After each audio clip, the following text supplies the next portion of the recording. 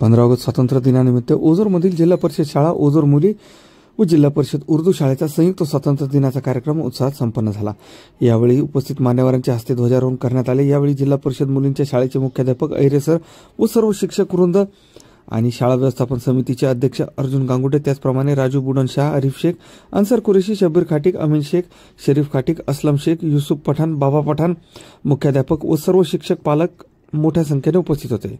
यावेळी व्यसनमुक्तीची शपथ देखील घेण्यात आली। अंमली पदार्थ, मादक द्रव्य किंवा घातक व्यसन स्वीकारणार नाही। मी माझे जीवन स्वच्छ, निरोगी